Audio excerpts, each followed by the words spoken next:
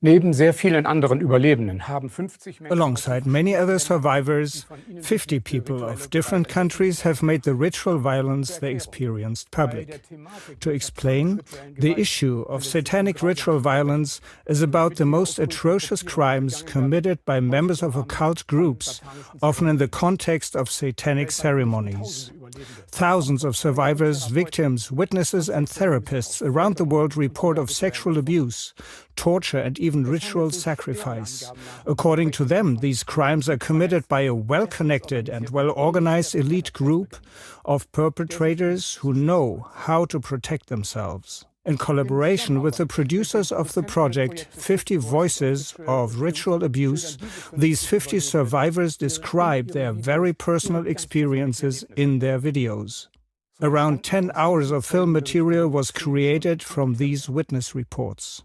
In this program, we would like to give a brief insight into these many individual and yet always similar fates. The reports show that these things are not limited to distant countries.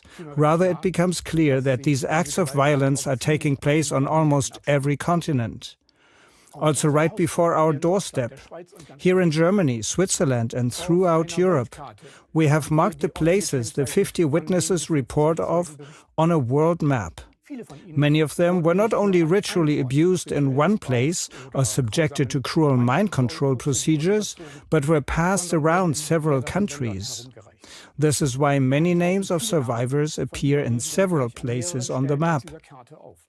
Just by looking at this world map and the names, it becomes clear that the perpetrators must often be internationally well-connected rings. It should be said from the outset that the following brief descriptions and lists only cover a small fraction of the things that the victims, the survivors of these atrocities, had to endure according to their own accounts. You can see the complete contents on the website www.50voices.org. You can find the link below the program and in the credits. At what age did the witnesses experience the abuse? Most of the 50 surviving witnesses of satanic and occult rituals experienced their martyrdom at a very early age. Many were already being sexually abused as babies or small children. By the age of 8 or 9 at the latest, the permanent use of violence, torture, sexual abuse and manipulation began for the others who had not already been abused as infants. The reason for this? The trauma-based split of consciousness is only possible at a young age. In this way, the children in the cult become the next generation of perpetrators and are conditioned for special tasks, such as child prostitution. Through whom did the survivors end up in the abuse circles? Many of these people were directly born into occult, pedophile or satanic cult families or clans. In this context, Freemasons are mentioned several times, such as with Pia's case from Switzerland. Karina from Germany reports on lodge members through whom she was introduced to the cult circles. Nesja testifies that her father was a Satanist. Rike Schwan from Germany also grew up in a family worshipping the devil. Hayes was also born into a powerful cult family in Germany. She reported the relatives being proud of their bloodline. All of these being judges, lawyers, criminal investigators, etc. Her grandfather was a psychologist, and her grandmother even taught psychology at a university. Hayes was later sent to Great Britain and Ireland. Kaya's statement is one of many examples of growing up in a satanic cult family. Both sides of my family are of royal blood, particularly my father's is of English, pretty high up in the royal line. So I believe that was part of why I was targeted. And my family has, on both sides, political connections. So there are many possibilities. on how this all got started. And I feel it probably goes back generations for sure. Anneke from Belgium talks about a couple that had connected closer to the family. They then took them to an international intermediary for satanic networks. A witness from the Frankfurt area in Germany says that she fell into satanic circles through her father's employer. This employer was the head of a large German bank. A witness from Switzerland, Eva Frey, came in touch with satanic circles during a stay at the hospital in Lausanne through its staff. Others tell of adoptive parents, educators or school board members, or clergymen in churches who introduced them to satanic cults. Glorification of Satanism, what is currently happening worldwide. Survivors often speak of satanic circles, satanic rituals, satanic cult families into which they were born or introduced. The most heinous and unimaginable atrocities, including cruel human sacrifices, are being carried out in these circles. And right now, people all over the world are trying to portray Satanism as fascinating and appealing. The internet is teeming with offers for clothing with satanic motifs, occult accessories and devilish tattoos. Music videos and feature films show the most disgusting satanic scenes and gruesome rituals without these videos being censored or blocked in any way. In our national parliaments, exhibits of paintings by extremely questionable artists, such as Swedish Lina Brigitta Conquest Tunström or Bernhard Prinz, are being shown. Both do not shy away from depicting ritual violence in their works. The deviant and disturbing depictions by Serbian performance artist and high-grade Satanist Marina Abramovic have also been hailed as art in the media for years. You could trivialize it by saying it's just art and fashion, it's just clothes, pictures, tattoos, videos, etc. However, the statements of the 50 survivors of satanic occult rituals show what lies behind the satanic ideology. For this reason, we do not conceal from our audience the atrocities the victims of 50 voices had to suffer. Therefore, our warning, these descriptions are nothing for the faint-hearted and especially not for children and young people under the age of 18. Nothing for the faint-hearted. What did the witnesses have to suffer as victims?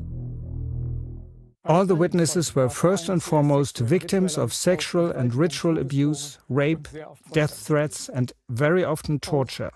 Also, group rapes were common during larger rituals that many of the witnesses experienced. Many others, such as Chantal Frey from Switzerland, Luna from the USA, and Natalie from Germany, tell of cruel hunts for children that they barely survived. These were mostly held in forests by people from elite circles. David was passed around Europe and experienced such hunting scenes in the tunnel system under the Westminster area. He was sold as a sex slave at the age of 4 and abused in the Vatican, among other places. Others, like Christine from the USA, had to serve as sex slaves for priests as a child. Asia Rain is also from the USA and as a child was destined to become the property of a high-ranking Mormon. She experienced the most cruel rituals and ceremonies there, from sexual abuse to almost being drowned to death. Eliza E. as well names the Mormon leadership as perpetrators. Many children, such as Hajar from the German-speaking Ram, Kaya from the USA, Erika from Switzerland, and Rachel from Australia, were abused for pornographic films. Some were involved in experiments, were raped and impregnated, sometimes on altars in churches and castles, and had to give birth to children under torture. Sarah and many other teenage girls in California were forced to work as breeder moms, giving birth to babies for sacrifice, and she had to watch as her own baby was thrown into the abyss as a victim. Diana from the USA reports that breeding experiments were carried out on her. And I was used for in vitro fertilization technology. I was the guinea pig for that. I was used for the Human Genome Project for that kind of experimentation. So I was flown to different places according to my memory recall: Area 51, Stanford University, the Black Forest in Germany, and as we spoke, Westminster Abbey and the Tavistock Institute, the tunnels underneath in London, England. I also gave birth to one set of twins in the Skull and Bones building at Yale University. I also have several underground military bases under Washington, D.C. Other witnesses report they were offered as children to various people or rented to them. This applies to Hajar, for example, who was put at the disposal of sadists and Satanists by her pedophile father. Elke from Germany was also sold to a pedophile ring.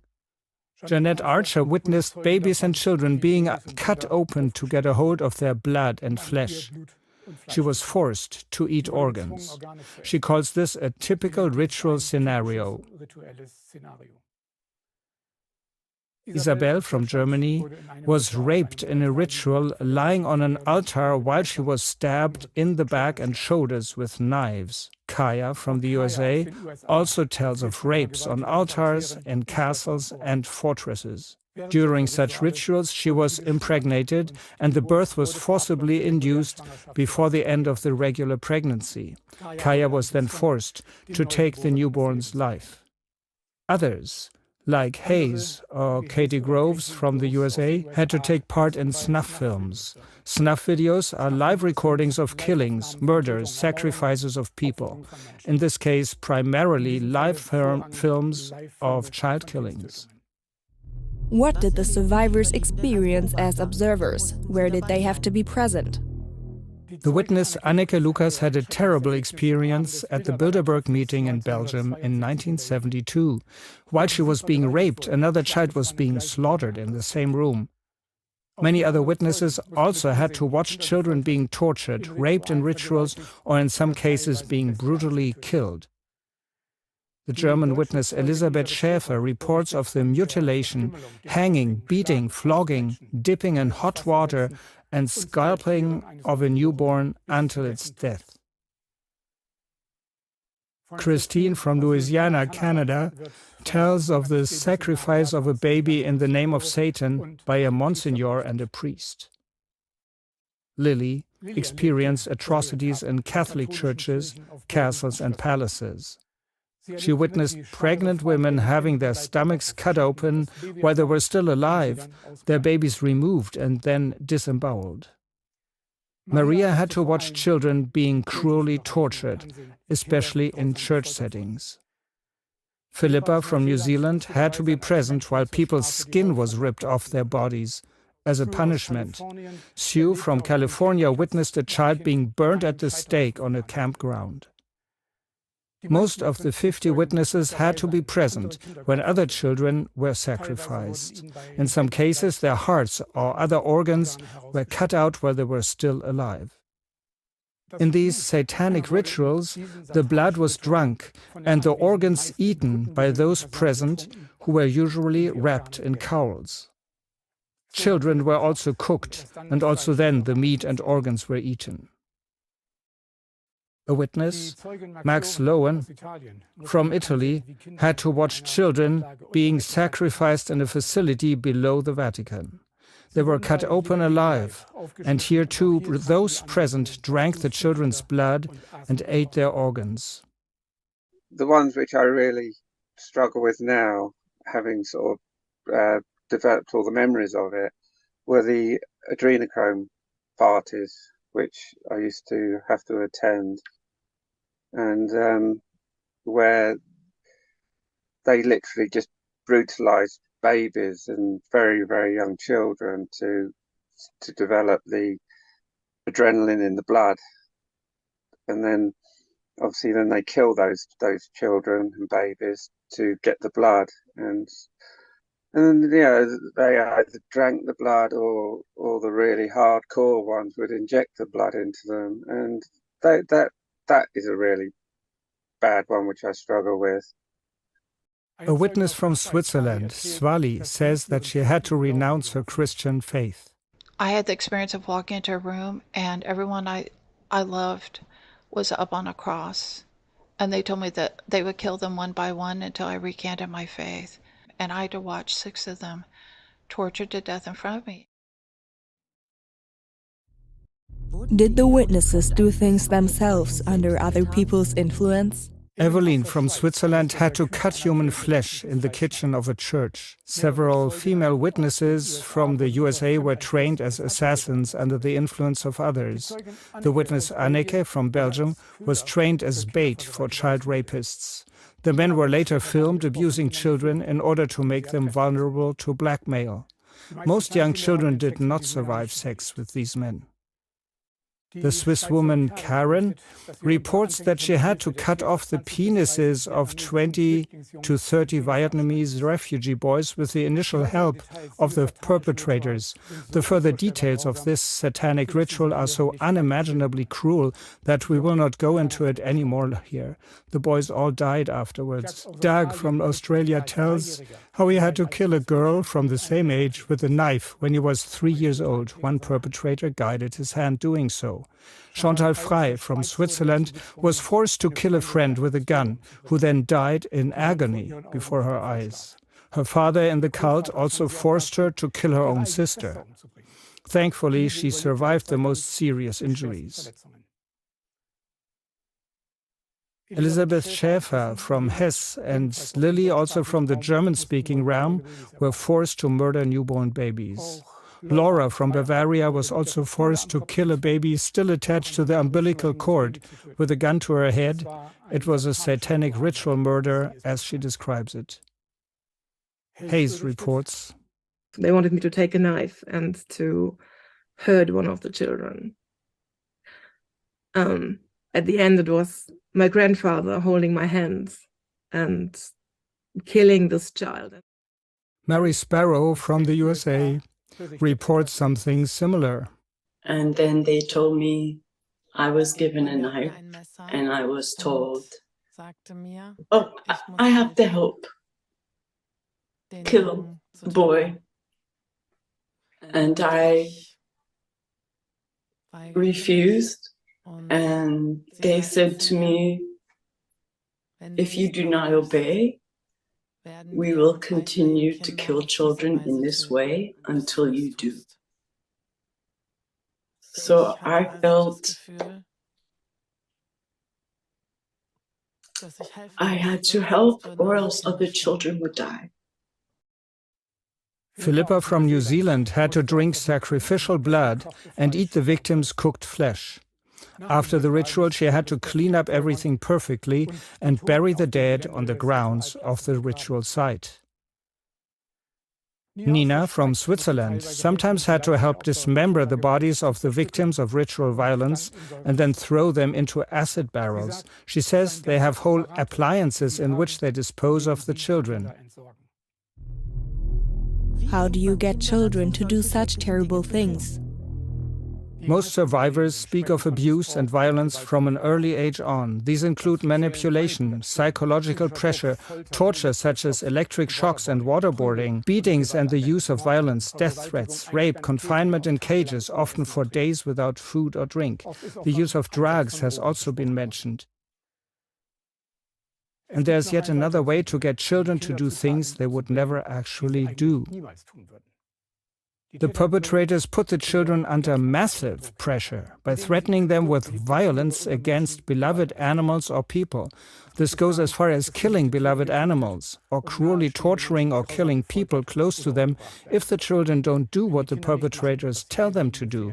The blame is then placed on the chosen child, according to the motto, if you had obeyed, the child or animal would have been spared this suffering. This is repeated until the child finally obeys.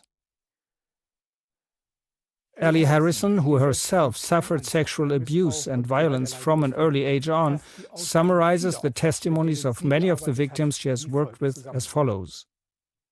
For me personally, just hearing these testimonies, some of the most awful things is realizing these toddlers are essentially trafficking victims. they've been raped by multiple adult perpetrators in their world whom they loved and trusted. I mean, these were their only protectors. The people charged with protecting and defending them were the very ones exploiting them and abusing them.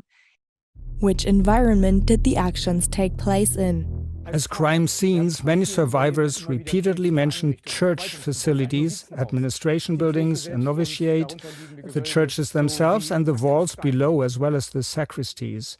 Military bases, some of them underground, for example MacDill Air Force Base, are described as crime scenes. Hospitals, such as the one in Lausanne or the Valley Forge Army Hospital in the USA, have played a role in rituals or mind control tortures time and again. Premises underneath US universities and colleges are also mentioned, as well as rooms under the ancient town Solothurn in Switzerland. In the USA, New Zealand and Australia, large remote estates are often described as crime scenes. Gloria Masters, for example, speaks of a large Masonic country estate in West Auckland, New Zealand. Then we would be taken into the main chamber, and there we would be laid out in a ritualistic format, like a compass with points on it, and then the chanting would begin. So that was a typical example for me. That was a very common occurrence once a month at the Freemasons, and then other times throughout the year at specific events they would hold. So that would be more likely to be rural or out in the country. In Europe, it tends to be castles and palaces that are repeatedly mentioned in the testimonies. The Wewelsburg and the castle in Heidelberg are often mentioned. Westminster Abbey and a tunnel system underneath are also mentioned by several survivors. A British Crown estate, as well, appears to play a major role in the Satanic rituals.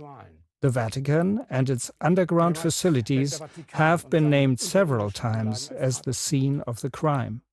Swally, Max Lowen, and David had horrible experiences there. Villas, large magnificent houses and remote hunting lodges also play a role in the descriptions of the survivors of satanic ritual ceremonies and sacrifices. Let's move on to the perpetrators. Who are they?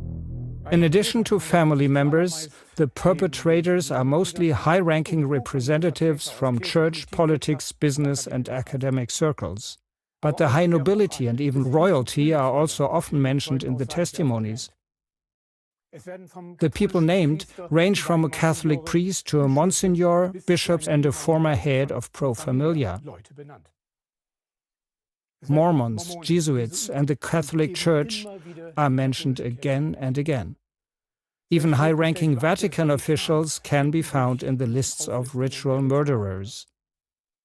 The head of a major German bank is named as a perpetrator, as are people from the oil business and celebrities from the music and film scene. The survivor Rachel Vaughan from Australia named her own father as perpetrator, who was a Freemason and Rosicrucian and an employee of the Australian Secret Service. Rachel also talks about why so little of this comes to light, even though many know about these terrible things. One particular ritual, a baby was murdered and then eaten. And there were probably about 50 adults there, and probably around 9 of us children. And people find that very difficult to understand. How is that possible? There would have to be some major conspiracy cover-up for all of those adults to keep this quiet. Well, it's a bonding ritual for them all. They all have information on each other. They have this, compromising material. It's well known, the names of the people who are involved, very high up businessmen, judges, powerful doctors. They've never been brought to justice. Other perpetrators from politics are named. For example, a Belgian defense minister, US vice presidents and diplomats, a prime minister from the UK, and senior government officials from Ireland and New Zealand, for example. According to statements, the Queen was also involved in a ritual murder. Global networks are frequently reported. This confirms the fact of victims often having been passed on to diverse countries and experiencing the same mind control procedures. Masonic lodges, the Rosicrucians and other occult groups very often play an important role in this. So I did spend some nights with a baron, and I just, by chance, pure chance, survived that. And at 9 years old, a very strange situation really got me into a different position, you could say, that someone from the global network now, like so far I'd been a child, a throwaway child in the Belgian network, and the boss of that network, he was the Minister of National Defense at the time. He gave me to an international networker. This was around the Bilderberg meeting of 1972, and I was 9 years old. What was the worst thing for the victims? We picked two examples which show these things have taken place and are still taking place in the highest circles. And I would say the other worst thing for me was watching children be sacrificed in the Vatican, watching them be brought in and watching them be cut open, and watching all the VIP people in the room they do these sacrifices to invite demonic entities to inhabit them. And that was, for me, to see evil itself, it was something that also still haunts me to this day. Drinking of the blood and eating another person's flesh, it was pretty horrific. Well, not pretty horrific, very, very horrific. And the smell of burnt flesh, I will never forget that. They burnt the bodies as well. And then one in particular, or particularly the Queen chopping another girl's head off.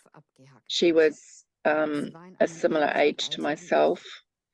And knowing that I would be next if I disobeyed, I didn't go along with it.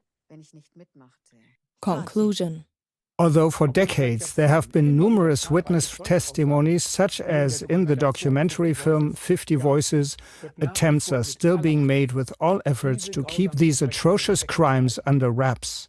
The producers of 50 Voices write about this. In 2022-2023, groups of perpetrators tried again, this time starting from Switzerland, to manipulate public opinion and make the victims of these violent crimes appear untrustworthy, using the proven method of satanic panic, false memory propaganda. For explanation, the strategy of satanic panic propaganda means that the whole issue of satanic ritual violence has been denied for decades and decried as satanic scaremongering or hysteria. The second strategic approach of false memory propaganda has also been used for a long time to spread the idea that satanic ritual abuse does not exist. Therapists would only persuade patients that they had experienced such terrible cruelties as part of satanic rituals. These circles do not provide a justification for why therapists around the world should do this. A new wave of media propaganda is currently underway, in this case also emanating from Switzerland, and this time with a different approach. Various Swiss and German media are increasingly reporting on the so-called Reichsbürger scene, whose members have been reported to have attempted overthrowing the German government. These subversives are said to have come up with crude conspiracy theories incite the population to overthrow the government. The media described the reports of underground tunnel systems in which children are said to have been abused by elite circles on a large scale as absurd theories. Here the topic of satanic ritual violence is not only ridiculed, but is beyond this connected to a movement that is being associated with the plans of overthrowing governments. And parallel to the obtrusive media propaganda, Satanism is being aggressively infiltrated into society like a fashion trend. Satanism is considered hip and trendy, fascinating and harmless. However, the fact that it is anything but harmless is not only proven by the testimonies of survivors heard in the documentary 50 Voices of Ritual Abuse. Lois Sazek gave 137 victims and 77 witnesses a chance to speak in 2 documentary films alone, the survivors additionally mentioning 50 perpetrators by name. If society does not realize shortly that unimaginable violence, perversions and cruel excesses are hidden behind the polished facade of this Satan ideology, this will most likely result in fatal consequences. After all, according to survivors, the influential satanic circles are pursuing a long-term plan that affects us all and threatens our freedom. For example, Albert Pike, the founder of the Church of Satan and 33rd degree Freemason, as Brigadier General and Grand Commander of the Supreme Military, planned and gave order for World War I and II 154 years ago. The goals to be achieved with the first 2 world wars have been reached exactly.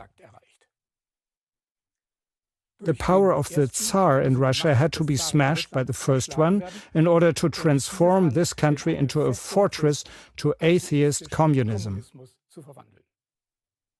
The Second World War had to emerge from the differences between fascists and Zionists in order to destroy Nazism and strengthen political Zionism. The aim of World War II was to establish the State of Israel. And this Satanist is also announcing a Third World War. A Third World War would have to ignite between the political Zionists and Palestinians or the leaders of the Islamic world. The influential Satanist Aleister Crowley puts it this way in the 4th volume of his book series Magic in Theory and Practice on page 88, that the whole planet must be bathed in blood. This great war would have to be fought because it is said to be a magical operation of utmost importance. In the same book, this Satanist describes on page 87, "The bloody sacrifice has been from time immemorial the most considered part of magic. Therefore, for the highest spiritual working, one must accordingly choose that victim which contains the greatest and purest force. A male child of perfect innocence and high intelligence is the most satisfactory and suitable victim. For nearly all purposes, human sacrifice is." KLA TV urges to take the testimonies from 50 Voices of Ritual Abuse and our documentary film seriously and not to fall for Satanist propaganda. Spread these programs and documentaries to your friends, acquaintances and relatives so that this insanity can be stopped by an awakening of broader parts of the entire population. Finally, we would like to encourage all those affected, the survivors of satanic ritual violence and all victims of abuse, to be encouraged to share their experiences with people who will listen to them and take them seriously, including our editorial team.